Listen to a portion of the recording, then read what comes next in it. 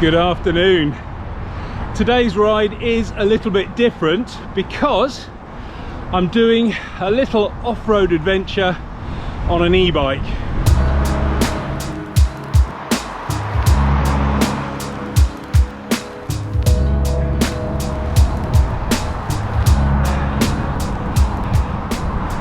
Okay, at the risk of sounding like Captain Obvious, yes, I am on the road at the moment, but I do have to get to this off-road track. So it's about 5 kilometers from my house.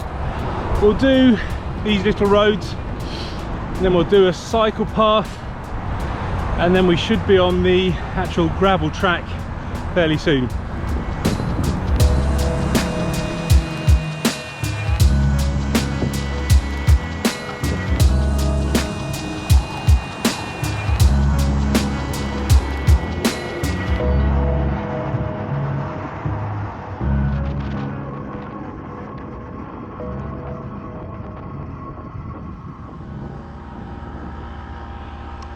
So this is the bike path, and my other half told me about it the other day. My understanding is that it's quite new. My other half's a runner, and so she was running along here and told me about it.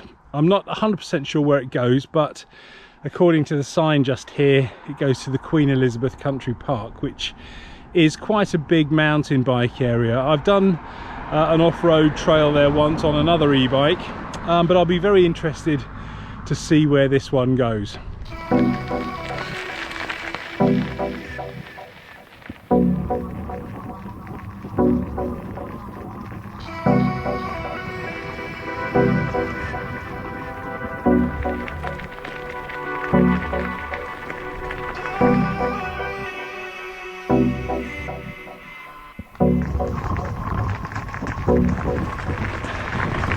There are a couple of reasons why I'm riding this track using this e-bike rather than my gravel bike.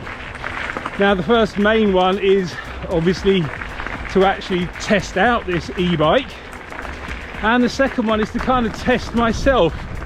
I'm thinking if I find it hard going on an e-bike, then chances are it's going to be even harder on my normal muscle gravel bike.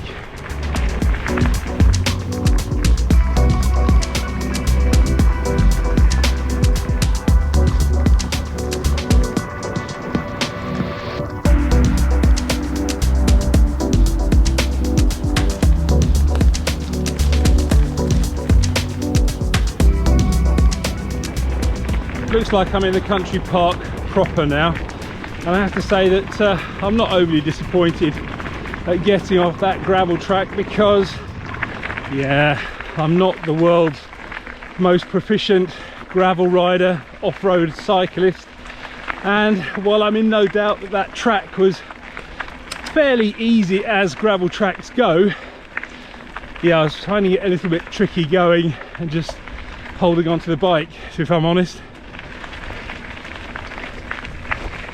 I came along here a few months ago on the previous e-bike that I was testing out, and that was the Eskute Voyager, and the one I'm on today is the updated version of that, the Eskute Netuno.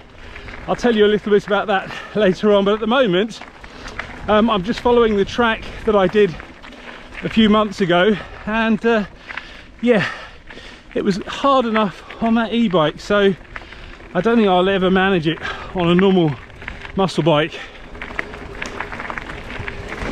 But having just said that, I think I can see where I kind of went wrong last time. I carried on along that track I was on before, and now I've just deviated onto this little track that goes through the forest. I think this is more like it. I only hope that I'm not going to come face to face with some hardcore mountain bikers now.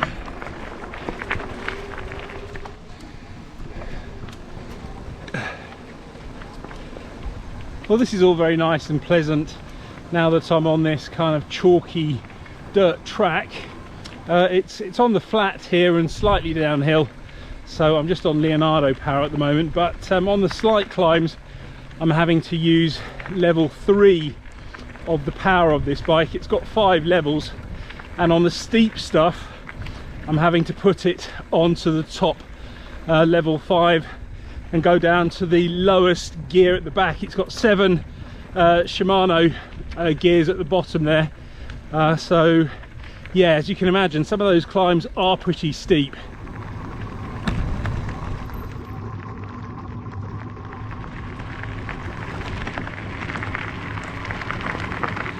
The motor on this bike is a 250 watt Bafang brushless motor, so it's going to be completely legal to ride on the road here in the UK. I'm not 100% sure what the situation is with motor sizes if you're just planning on riding off-road, but yeah, so far it's pretty good fun on this trail riding this e-bike.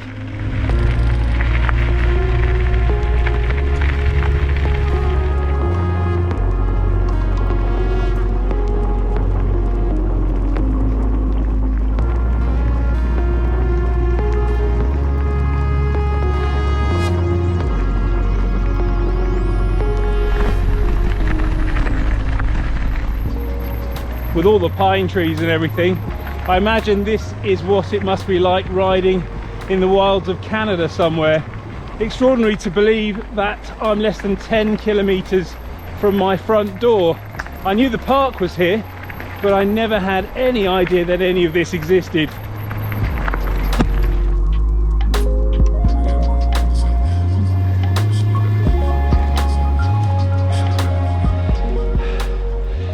Just back on one of the tarmac roads going around the park, and I'm on a 12% climb.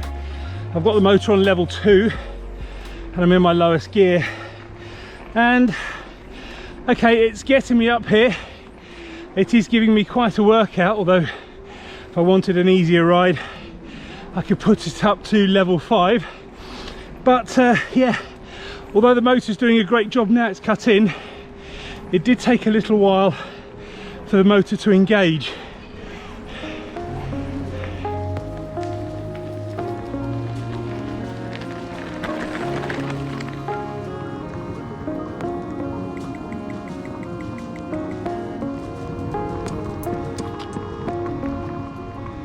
I thought I'd take the opportunity to stop and show you a couple of other features of this bike while I'm here.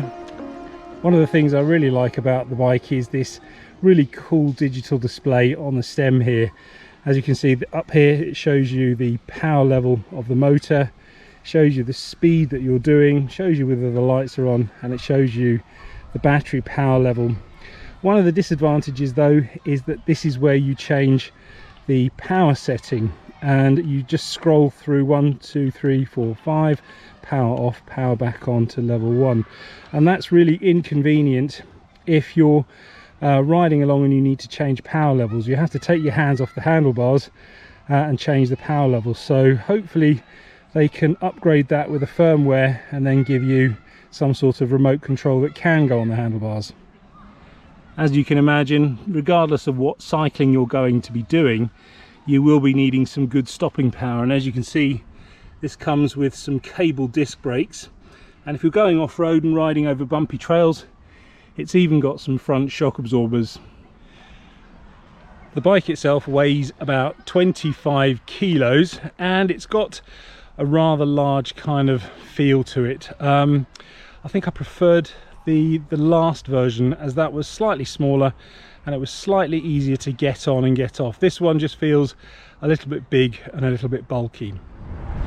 And as for battery life, I've been riding for about an hour and a quarter now, using levels 2, 3 and 4 mainly, and I've got about 3/4 of the battery left, so I'm just making my way home now, and I'll check the battery again when I get back. Now Eskute themselves reckon that from fully charged this bike should give you about 65 miles range or 110 kilometers or so, but obviously that's going to depend quite a lot on the terrain that you're going up and down. So the more hills you have, the more work the motor has to do and the less you're going to get out of the battery. And similarly, if you're a heavier rider like me, that's going to drain the battery a bit quicker as well.